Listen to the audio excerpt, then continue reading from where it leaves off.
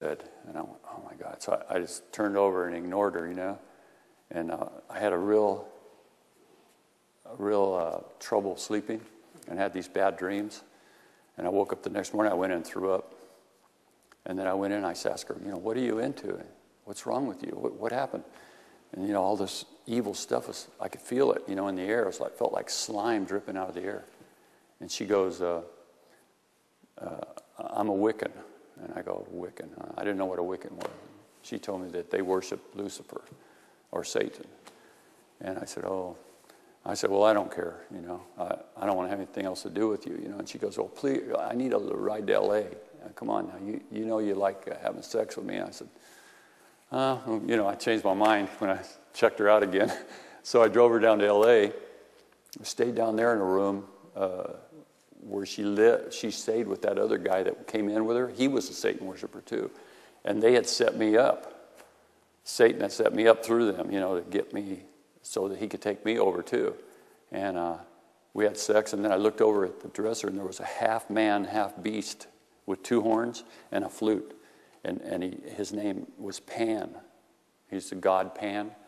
And I said, what's up with that? And she said, oh, that's Pan. She said, we can ask him to give us stuff, and he will. And I said, wow, you know, that scared me. So I came back to Ventura, and all the way back I was really, you know, could feel that blackness that had started. And I went back, and I went to bed. I got in the mattress. I lay down, and it was cold. And I woke up in the middle of the night, and there was something coming over me. You know, it scared the heck out of me. And the air was a lot colder than it was. Even though it was January, it got way colder.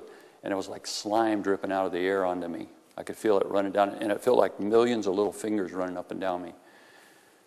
Anyway, the room was moving, and there was smacking noises coming from the corners. And I just huddled against the wall.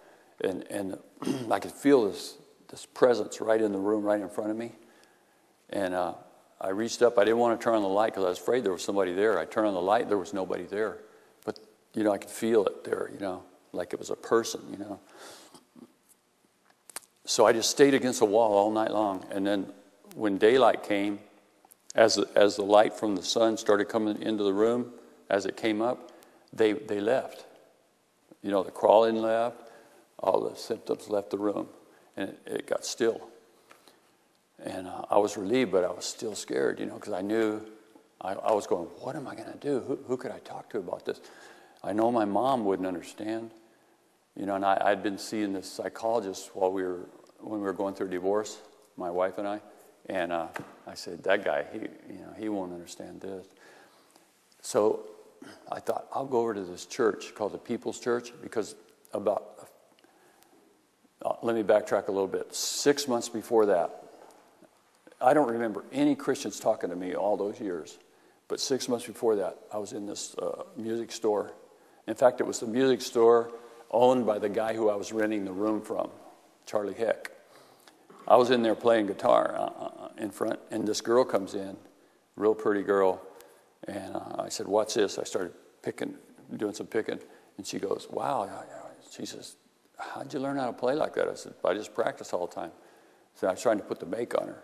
So we went out in her car, and she started telling me about Jesus, you know. I said, I don't want to hear that. That's a bunch of crap, man. She, you know, I said worse words than that. And she said, well, but she didn't care. She just kept showing me these verses in the New Testament, you know. I said, well, you know, like she showed me, if you confess with your mouth that Jesus is Lord and believe in your heart God raised him from the dead, you'll be saved, Romans 10:8.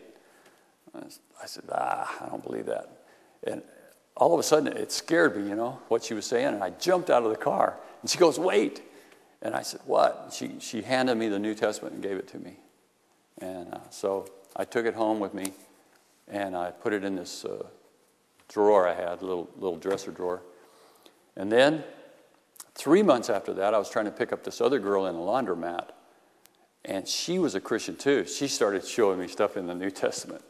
I said, what's with you Christians, man? You know, I used to make fun of Jesus. I'd call him all kinds of names, you know, Jesus Christ, Jesus Howard Christ, or Jesus H. Christ, that kind of stuff. Make fun of him. But here I was, and this girl in the laundromat, she said, I'll go out with you. She said, come to church with me Sunday morning, and we'll go out, you know. Or no, Sunday night, she said. I said, oh, man. I said, okay, yeah, I might be there. So I actually went over there. This was 3 months before I met the Satan worshiper. I went over there. I was about a block away, and I could see her out front waiting on me, and I just couldn't go in, man. So instead, I went down to the beach, and I was just so depressed. And I went out on there in Ventura, they have these long rocks, piers that go out into the ocean, and the waves are crashing up, and I went out on the very end. And I was thinking about jumping off, you know. And I started shaking my fist at God. I said, if you're real, let's see it, you know. You know, who do you think you are, you know, and yelling at him and cussing him out. And the waves were getting me all wet. I just started bawling, man. I never felt so bad in my life. But anyway, I made it through that, and 3 months later, I met the Satan worshipers. Her name was Susanna. And then, so I knew where to go that morning. I said, I'll go to that church where that girl was, you know. So I went over there, because I instinctively knew from my Christian upbringing that it was going to have to be a spiritual thing. It wasn't going to be a psychologist or my mom, you know. I went over there, and the girl that I tried to pick up in the laundromat was sitting at the desk. She was the secretary. She goes, oh, I said, man, I don't like church. I don't like Christians, but I need help. And she goes, praise the Lord. I went, oh, my God. So she goes and gets the pastor, and he comes out, and he's even more Christian. He had beaming eyes, man, named Bill Severn. He looks at me, and he had his hair back, and he was real happy and nice suit. He goes, can I help you? And I said, yeah. And so he took me back in his office, and I told him what had been happening. You know, I said, this girl, I picked her up in a bar, and I started, you know, all this horrible stuff scaring the heck out of me, and her neck twisted at a 90-degree angle. And mine was twisting last night. And he goes, it's the devil. It's Satan. I said, I don't believe in Satan. I don't believe in God. I don't believe in any of that. All I believe in is me. And he goes, well, whether you believe it or not, this is it. This is what happened. And he said, let me pray for you. And I didn't want him to, but I let him lay his hand on my head, and he cast the devil out. And he prayed for me. And then I ran out of the place. I said, you can't help anybody, man. You're full of... I cussed him out. I cussed her out on my way by. Got in my car, went back to the room. There I was in the room all day long, and I was scared out of my mind. You know, even though I couldn't feel anything, I was afraid of the night. So that night, I kind of psyched myself into thinking, I have a very strong will. I'd psyched myself into thinking, I don't have to... This is not going to come back. I refuse for it to come back, you know. And so then I went out and tried to act normal.